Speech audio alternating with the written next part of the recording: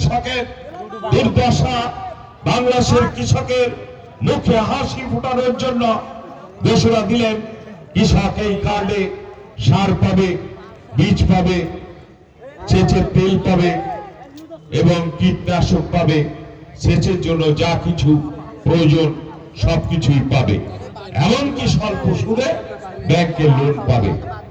নেতা ঘোষণা দিলেন বাংলাদেশে 20,000 কিলোমিটার খাল নদী খনন করা হবে, বাংলাদেশে 8 কোটি যুবককে চাকরির ব্যবস্থা করা হবে।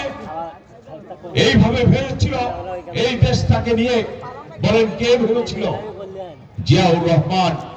জিয়াউর রহমান মনে করেছিল বাংলাদেশের এই গরিব কৃষকের মুখে, এই গ্রামের মানুষের মুখে যদি হাসি ফুটানো যায় তবে আবার বাংলাদেশ নতুন করে হাসবে। আর আজকে তারই প্রতিচ্ছবি, তারই সন্তান, সুযোগ্য সন্তান জনাব তারেক রহমান গ্রামের মানুষের কথা ভাবে, কৃষকের কথা ভাবে, মা বোনদের কথা ভাবে, বেকার যুবকদের কথা ভাবে। নেতার এক জন্ম হলো নতুন জিয়া বাংলাদেশের ইনশাআল্লাহ আগামীতে প্রধানমন্ত্রী হবে। কি সবাই মনে করে না যে বাংলাদেশের প্রধানমন্ত্রী তারেক রহমান হবে? বাংলাদেশের প্রধানমন্ত্রী হবে। প্রধানমন্ত্রী আমাকে পাঠিয়েছে আপনাদের কাছে, আমার অবহেলিত কয়রা পাইগাছাবাসীর কাছে আমাকে পাঠিয়েছে, একটি কাগজ ধরিয়ে দিয়েছে, 14টি সমস্যার একটি কাগজ ধরে দিয়েছে। তখন তিনি ছিলেন 8,000 কিলোমিটার দূরে, শুধু লন্ডনে বসে স্কাইপের মাধ্যমে তার পিএসকে দিয়ে একটি কাগজ তার সামনে বসেছিলাম, আমার হাতে ধরিয়ে দিল। আমি প্রথমে ভাবলাম দেখি রাখি, পরে পড়ব। নেতা কথা বলছিল, নেতার কথা শ্রবণ করছিলাম, হঠাৎ করে মনে হলো কি কাগজটাই দিল, একবার না দেখি, একটু চোখ বুলিয়ে তাকিয়ে দেখলাম, খুলে দেখি, তাকিয়ে দেখি 1 থেকে 14টি পয়েন্ট উপরে লেখা আছে কয়রা পাইপগাছা খুলনা 6। এই অঞ্চলে মানুষের সমস্যার কথা, এই অঞ্চলে মানুষের দুর্দশার কথা, এই অঞ্চলে মানুষের ভেড়িবাদের কথা, টেকসই ভেড়িবাদের কথা। এই অঞ্চলের মানুষ বিশুদ্ধ পানি পায় না, লেখা আছে সেই কথা। এই অঞ্চলে মানুষের বৃষ্টি পানির ব্যবস্থা করতে হবে, সেই কথা লেখা আছে। এই অঞ্চলের মানুষ হাসপাতাল নাই, চিকিৎসা সেবা থেকে বঞ্চিত। 50 শয্যার একটি হাসপাতাল আছে, এই হাসপাতালকে 250 শয্যার একটি হাসপাতালে রূপান্তরিত করতে হবে নতুন করে। লেখা আছে এই অঞ্চলে একটি পর্যটক কেন্দ্র যদি স্থাপন করা যায়, দেশ বিদেশের লোক আমাদের এই অঞ্চলে আসবে আমাদের প্রাকৃতিক সৌন্দর্য দেখার জন্য, আমাদের জীবজৈবর সৌন্দর্য দেখার জন্য। আর আমার কয়রার মানুষের সেখানে কর্মসংস্থানের ব্যবস্থা হবে। আমার কয়রার মানুষ শ্রম বিক্রি করতে আর সারা বাংলাদেশের ইট ভাটাগুলো ছুটে যেতে হবে না। ওখানে লেখা আছে আমার সুন্দরবনে জলদস্যুদের উৎপাত, জলদস্যু মুক্ত সুন্দরবন গড়তে হবে। ওখানে লেখা আছে আমার কয়রার রাস্তাঘাট জরাজীর্ণ অবস্থায় পড়ে আছে, মানুষ চলাফেরা করতে পারে না, দীর্ঘদিন ধরে অবহেলিত। এই রাস্তাঘাটের উন্নয়ন করতে হবে। আমার নেতা আমাকে লিখেছে, বাপ্পি যাও আমার বার্তাটি তুমি কয়রাবাসীকে পৌঁছে দাও। আমি বলেছি তোমাকে যদি কয়রাবাসী নির্বাচিত করে আমরা এই কাজগুলো কয়রাবাসীকে উপহার দিব। এমন 14টা কাজ আমার নেতা আমাকে লিখে দিয়েছে। বাংলাদেশের প্রধানমন্ত্রী যদি উনি হয় আর আপনারা যদি আমাকে নির্বাচিত করেন, তাহলে ওনার কাছে যদি আমি চাই এই যে আপনার লেখা 14টি কাজ আমাকে পূরণ করেন, আমাকে বরাদ্দ দেন, উনি কি তখন আর ফিরিয়ে দিতে পারবেন? পারবেন?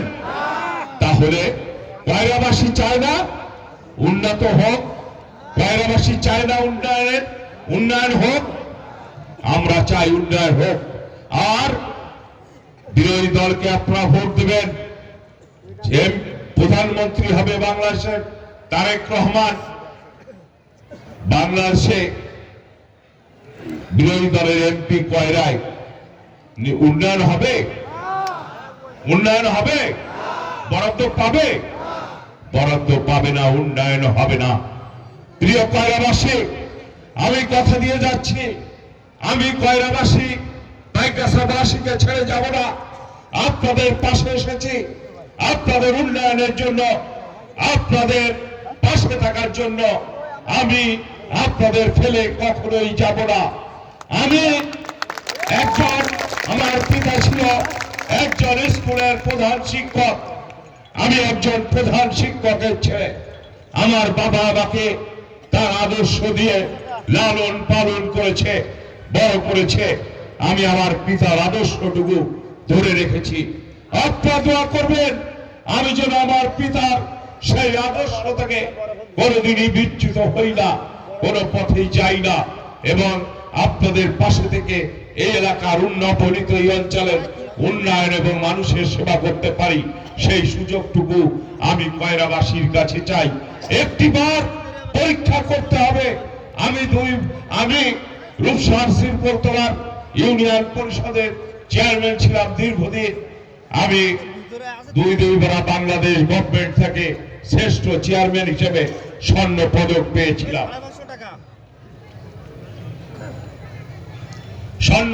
পেয়েছিলাম।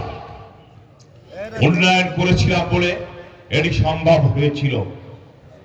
আজকে বাংলাদেশের ইতিহাস কাউকে ক্ষমা করে না। 1971 সালের কথা আপনাদের মনে আছে? চারিদিকে যুদ্ধের টামাডাল বাঁধল, নির্বিচারে গুলি করতে থাকলো পাক হানাদার বাহিনী। আমার 30 লক্ষ ভাইকে সেদিন গুলি করে হত্যা করলো। রক্তে রঞ্জিত হলো বাংলার মাটি। চারিপাশে শুধু লাশ আর লাশ, লাশের গন্ধ।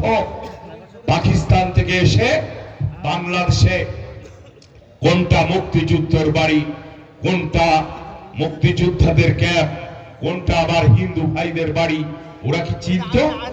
ওরা জানতো? কারা চিনিয়ে দিয়েছিল? এই সেই জামাত ইসলামী যারা চিনিয়ে দিয়েছিল এটা হিন্দুর বাড়ি, এটা মুক্তিযোদ্ধার ক্যাম্প, এটা মুক্তিযোদ্ধার ঘর। এইভাবে নির্বিচারে হত্যা করলো।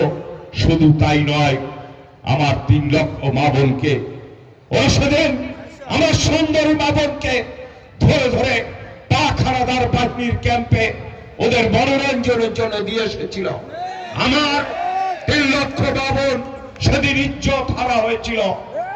আজকে বাংলাদেশের পতাকা সবুজের মাঝে লাল বৃত্তের একটি লাল রং।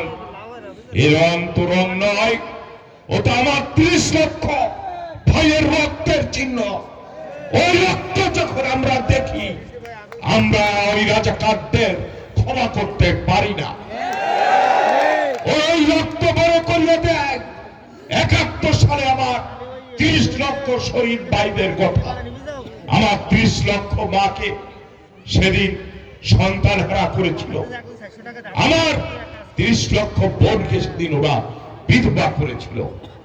এর নামই হচ্ছে জামাত ইসলাম।